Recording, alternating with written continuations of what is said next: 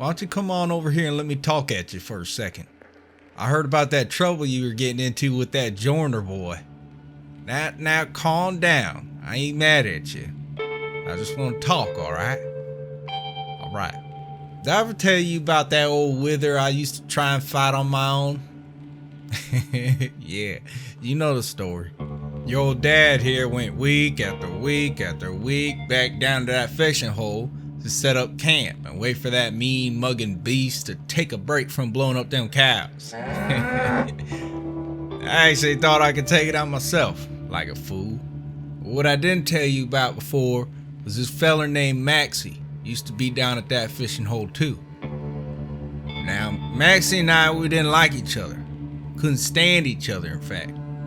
But seeing as how that was the best fishing spot back in those days, and we ain't have no automatic fish farms back then, Maxie was always down there trying to hook another bite and baiting me into fights by saying I would never beat that with her. I would never be a real man. Well, this one night I got down to the pond and I saw that Maxie wasn't there yet. I took a look down at the minecart track that he used to get there, and I saw way off in the distance, probably 20 chunks or more, Maxie was on his way in being chased by storm clouds. I decided to teach him a little lesson about messing with me. I moved real quick and switched his rails around so they pointed straight into the water. I went and hid behind some tall grass, but when Maxie popped through the birch trees, he saw straight into my eyes as he got dunked into the center. Now, had it been any other night, I might have had a good laugh right then and there at the look on Maxie's face. He looked terrified as he went down under. But there was one problem. He wasn't looking at me. He was looking above me. He was looking at old man Wither. With all the times I tried to fight this thing, I'd never seen it up close before. I tried to yell out but got a frog stuck in my throat. The Wither grew larger in the night sky as it got closer to me. I raised up my shield in front of my face, tried to pull out my sword, but my hands were shaking and I dropped it as the Wither screamed. Next thing I knew, I was blasted half a chunk away and covered in black death.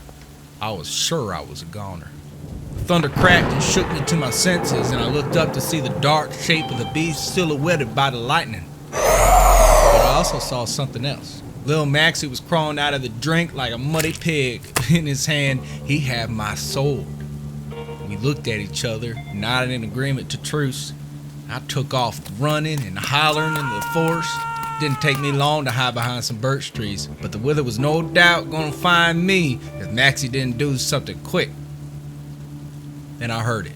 My horse let out a yelp and I saw it dart off into the fields with a nice big cut on its back leg. Old man Wither screamed that terrible scream again and spun away from me and chased that horse down. Maxie and I never run so fast and so far in our entire lives. Haven't since then either. We finally made it back to the village.